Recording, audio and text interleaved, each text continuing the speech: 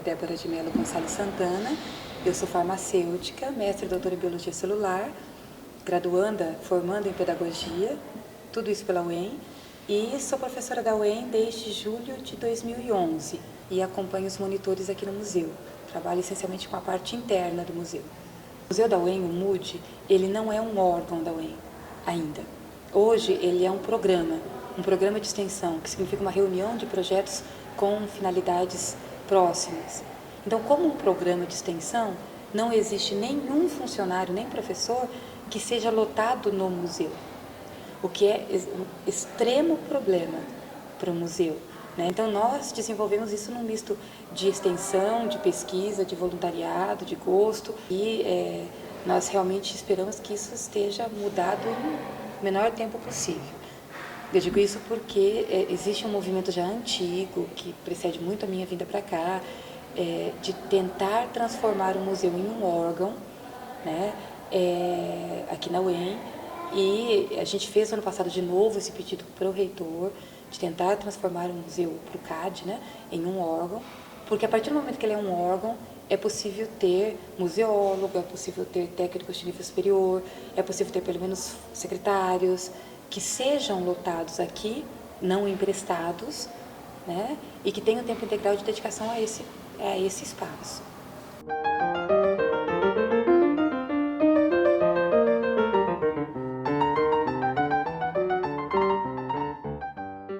O museu é um espaço de educação não formal. Então, como um espaço de educação não formal, a gente depende de várias frentes de trabalho, de diferentes variáveis. Por exemplo, nós temos exposições permanentes e exposições temporárias. Existe uma burocracia na organização dessas exposições. Então, essa organização inclui, por exemplo, registro de peças, registro de inventário, planejamento de segurança, planejamento de arquivo de peças, né?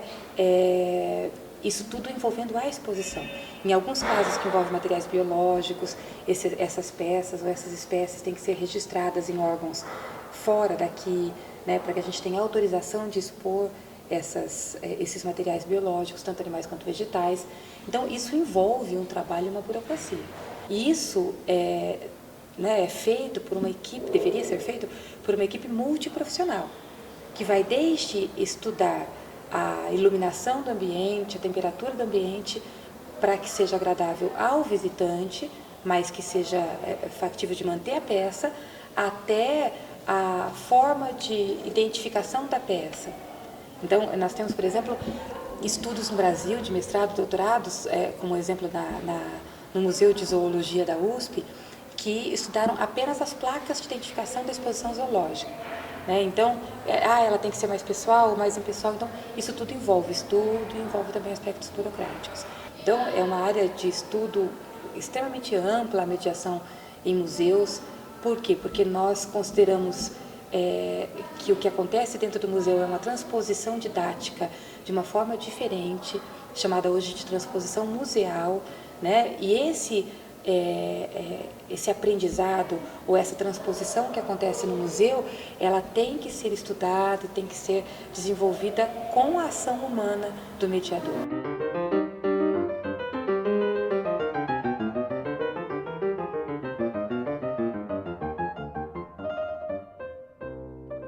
Existe órgãos nacionais, né, que registram museus.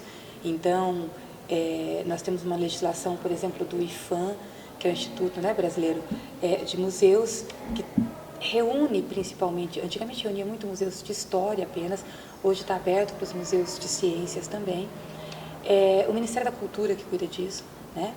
O Ministério da Ciência e Tecnologia, em nível nacional, ele tem uma secretaria de popularização da ciência, e nessa secretaria, um dos principais ênfases são os centros e museus de ciências, né? Então, a gente tem essa vinculação, então é uma forma da gente concorrer a recursos esporádicos também neste órgão. Em nível estadual, não existe nenhum cadastro, né? Existe cadastro, sim, de flora, de fauna, mas aí dos objetos, mas não dos museus propriamente ditos, né? Não que eu conheça, pelo menos. No Brasil, nós temos uma associação brasileira de centros e museus de ciências, que se chama ABCMC, né, tem um site com o mesmo nome, e essa associação ela congrega os museus do Brasil inteiro e ela tem mostruários e livros e cursos e eventos esporádicos. Na América Latina, nós temos uma associação chamada Rede POP, que é a Rede de Popularização da Ciência. Essa Rede POP reúne centros e museus de ciências da América Latina e Caribe. E em nível mundial, nós temos a cada 3 anos um congresso mundial de centros e museus de ciências, né, que o último foi na África do Sul ano passado e já foi no Brasil em 2005, e que aí acaba tendo essa troca de experiências, mas não é uma entidade, é um congresso. São as exposições aqui? Tem intercâmbio com outros museus? Tem uma parceria com os museus do Brasil? Tem, nós temos intercâmbios. Nesse momento, por exemplo, na sala de paleontologia, nós temos réplicas de fósseis que são do Rio Grande do Sul, porque no Brasil a área que mais tem fósseis de dinossauros, né, estão na região do Rio Grande do Sul. Então lá existe um grande museu e essas peças de lá, as originais estão lá, eles têm réplicas e algumas estão aqui conosco, já tiveram mais que foram devolvidas, então existe intercâmbio. Além disso, nós temos um projeto de extensão chamado De Museu para Museu, que é muito importante, que faz um intercâmbio de uma forma inovadora, diferente, que é levar as pessoas até museus. Então, essa é uma forma de intercâmbio muito interessante, porque nós, como museu, temos também a responsabilidade de criar público para visitação no museu, porque não é hábito das pessoas tirar um domingo à tarde para ir ao museu. A gente tem um intervalo, um espaço, um buraco entre o que chega para a população e o que se produz na academia. E isso, eu não estou falando de fazer um projeto de extensão esporadicamente, eu estou falando de ser um profissional da divulgação científica.